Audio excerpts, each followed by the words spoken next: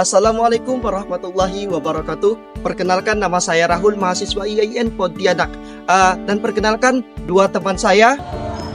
Dan saya Hazir Rahman Matani, saya juga merupakan mahasiswa IAIN. Serta saya Asrul Yana, juga merupakan mahasiswa IAIN. Di sini kami bertiga akan melakukan wawancara untuk memenuhi tugas mata kuliah Islam Budaya Borneo yang diampu oleh dosen kami, yaitu Bapak Abu Bakar MSI. Di sini saya berlokasi di Istana Qadariyah Sultan Syarif Abdurrahman, yaitu yang bertempatan atau berlokasi di Pontianak Timur, Kalimantan Barat. Simak penjelasan kami dan tonton video kami sampai habis, dan untuk penjelasan lebih akuratnya di akhir video. Selamat menyaksikan.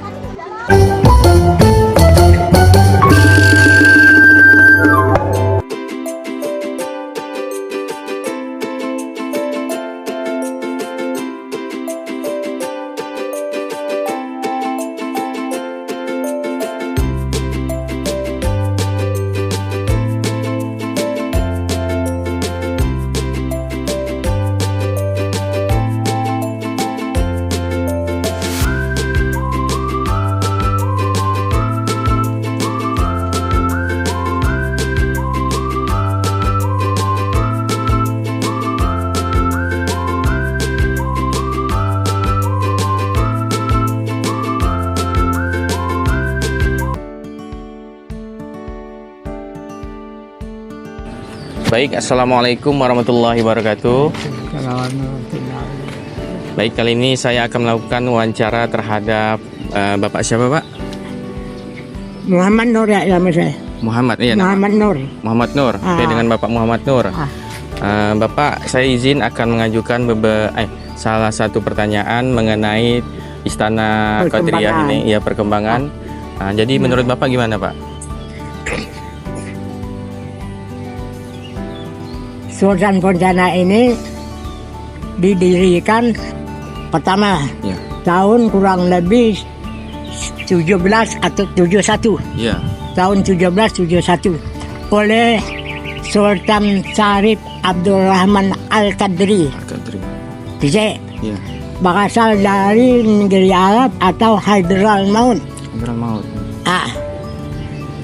Pertama didirikan, ditembakkan meriam itu dari Batu Layang. Dari Batu Layang, Pak? Sampai ke masjid ini. Oh, sampai meriam ditembakkan dulu. Kenapa dulu sini dinamakan kota Pontianak, ada kota hantu. Sebab Pontianak itu hantu. Oh iya. Jadi kena tembakan meriam itu hantu itu lari. Jadi di sini yang nama Pontianak, bukan sebaran sana. Itu. Jadi sekarang keadaan kartun ini dikasih nama itu Keraton Qadariyah. Oleh Sultan pertama ini, sultannya sudah 7 keturunan. 9. Sekarang yang menjabat ini adalah Sultan Alpin. Sebenarnya Amerika orang barat anggota. Kalau yang itu yang di tengah itu digelar orang itu meriam Istanbul. Bukan sebenarnya dulu meriam Timbul. Zaman Jepang dibuang ke Batu Layang sana. Oh, Batu Layang ya, Pak. Jadi meriam ini Timbul. Balik lagi ke sini zaman Jepang. Jadi kalau makamnya Sultan Pontianak yang terakhir saya zaman Jepang dulu. Dia kan dirusak orang Jepang kan. Iya. Di Batu Layang sana makamnya. Makamnya Batu Layang. Pernah pergi sana. Itu ke sana. Makamnya Sultan pertama nih. Di Batu Layang termasuk yang lain itu ke sana. Cuma kalau turunnya bikin LCACBC itu Bapak enggak tahu. Soalnya dulu ada menggambarnya tapi sudah hilang. Dulu ada 9 nih. Nama ini. Nama Sultan Abdurrahman ini tak salah saya ada 2. Pertama Abdurrahman enggak, ini ada Abdurrahman enggak? 2. Nama itu. Dalam 9 itu ada satu lagi nya juga, tapi yang sultan yang mendirikan ini kerajaan Pontianak ini Qadariyah namanya, jangan lupa. Qadariyah ya. Qadariyah. Itu. Jadi kalau anak mau itu peninggalannya kalau ada yang bapak jaga pakai minta izin boleh, tapi Pak. buka sepatu. Iya Pak. Pakailah uang oko. Iya Pak. Itu baca jangan tak. Nah, Gitu ya Pak kira-kira. soalnya mau sembahyang. Oh iya Pak. Ya Pak, terima kasih. Baik teman-teman, di sini saya sudah bersama Bapak penjual pentol. Di sini saya akan mewawancarai, menanyakan beberapa hal tentang bagaimana kondisi atau sejarah perkembangan di Istana Kotria ini. Baik Bapak, dengan Ya. Bapak. Dengan Bapak Suhaimi. Bagaimana Pak? Apa yang Bapak ketahui tentang Istana Kotria ini? Kalau ini bukan Kadria, kalau ini masjid. Kalau Kadria di sebelah sana. Jadi pengalaman saya di masjid kecil-kecil ini udah pembangunan yang baru, istilahnya udah dibugar sekarang. Kalau lama-lama kita itu semuanya tuh serba alami. Oh sekarang kita udah pembaru kan, udah lain modelnya. Nah, kalau untuk masalah masjid jami, kalau saya masih kecil itu, ini tidak macam dulu. Ini semuanya apa nama itu lama-lama istilahnya ada. Ini itu lama-lama. Kalau maksudnya keraton ada itu bukannya ada pemegang tengkunya istilah. Itulah sekian. Untuk tradisi yang biasa dilaksanakan di masjid? Kalau tradisi untuk misalnya kita ini acara untuk orang-orang Melayu atau kampung Arab, itu hanya acaranya untuk lomba-lomba adra aja. Oh itu aja ya Pak ya? Itu adra aja. Kalau itu tradisi istilahnya ulang tahun Kota Pontianak. Nah itu namanya ulang tahun Kota Pontianak. Itu tradisinya perlombaan adra. Oke baik, terima kasih ya Pak ya.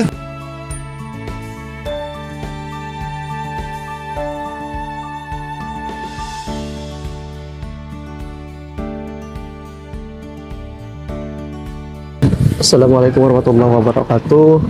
Teman-teman, di sini kami berdua udah bersama dengan Bapak siapa Pak? Arifin. Dengan Bapak Arifin. Di sini kami dua akan menanyakan beberapa hal mengenai sejarah dan perkembangan Masjid Al-Jami ini. Untuk pertanyaan pertama Pak, bagaimana sih Pak menurut Bapak perkembangan Masjid Jami ini dari tahun ke tahun? Alhamdulillah perkembangan Masjid Jami Sultan Abdul Rahman ini berkembangnya bagaimana perkembangan masjid-masjid yang lain. Iya. Ya.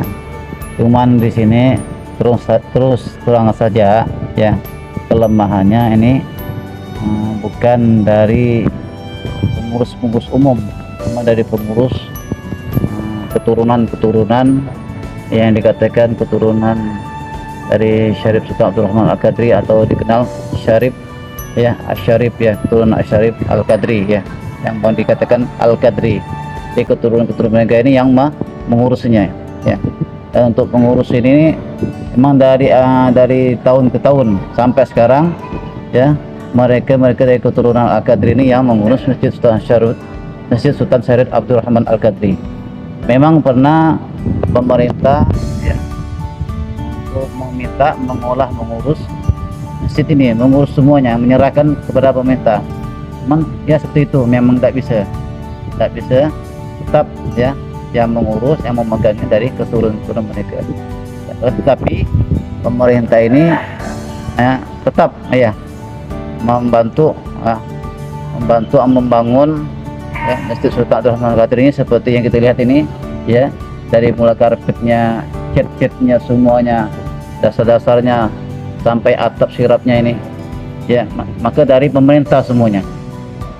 Jadi yang kita lihat ini dari pemerintah di dalam masjid maupun di luar masjid, seperti pagar-pagar taman ini dari pemerintah semuanya. Hampir lebih 50% direhab oleh pemerintah. Itu. Lalu tradisi apa saja Pak pada masjid yang Masjid Jami ini tradisi ini pertama-tama kita tetap mengikuti dari kalangan ahli sunnah wal jamaah, seperti orang tua kita buat kalau malam Jumat itu bacaan Al-Barzanji ya sampai selesai kita. Kalau di malam lain itu seperti biasa, pengajian ya, ba'dal maghrib sampai selesai, pengajian rutin seperti pengajian hadis, asail, fikih dan lain sebagainya.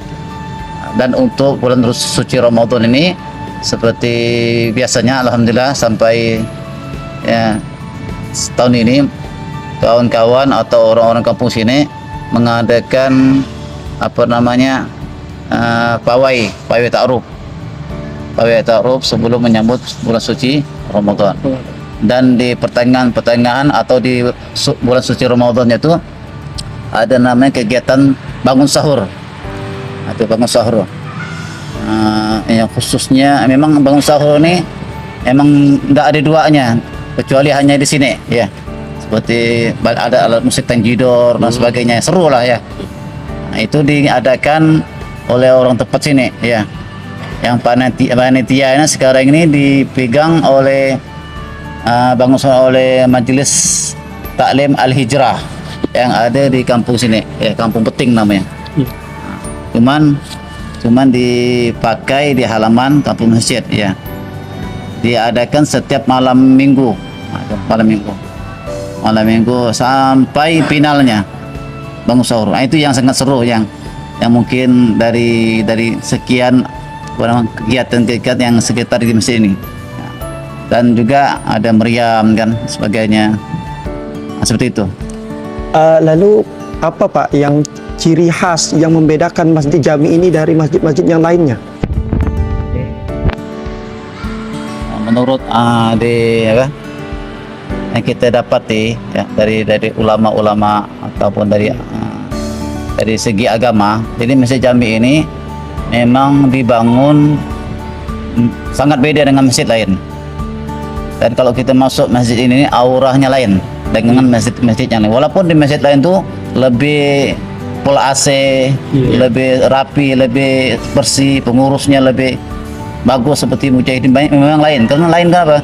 Karena yang mendirikan ini memang orang-orang soleh, orang-orang soleh, orang-orang alim yang mendirikan Sultan Syarif Abdul Rahman Al-Qadri, atau dikatakan orang-orang yang ikhlas. Ya, karena beda kalau orang yang bangun masjid ini dengan orang yang soleh, dengan orang-orang umumnya yang membangun. Ya, apalagi yang membangun itu orang-orang ahli ibadah, ya, orang-orang yang menjauhi maksiat. Jadi setiap ketukan ya yang dibangun masjid ini ada berkahnya, ada auranya. Dan yang tentu saja yang pasti di sini memang yang lain itu memang ini pendiri sejarah.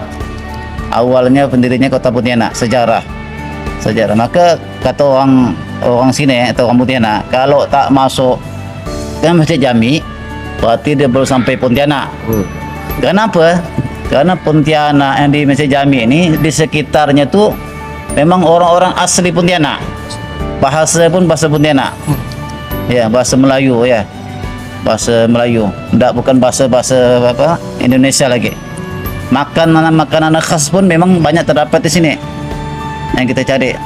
Dan orang-orang tua-tua pun memang banyak yang yang sering main-main di sini. Kalau kita dengar cerita orang-orang tua dulu ya, sering dia main di sekitar ini nih ya, tempat-tempat dia main dari kecil, tempat-tempat dia kumpul sekitar sini ya, terutama di Kampung Beting. Dan Masjid Jami ini ya udah masuk di Kampung Beting. Jadi kalau Masjid Jami ini termasuk Kampung Beting. Jadi istilahnya tuh orang Beting ini punya Masjid Jami ya. Masjid Jami berada di Kampung Beting. Nah, itu ya kurang lebihnya. Baik, terima kasih untuk Bapak yang udah menjawab pertanyaan-pertanyaan dari saya. Baik, terima kasih, cukup sekian dari pertanyaan-pertanyaan dari saya. Kurang dan lebihnya saya mohon maaf. Sekian dan terima kasih. Bismillahirrahmanirrahim. Assalamualaikum warahmatullahi wabarakatuh.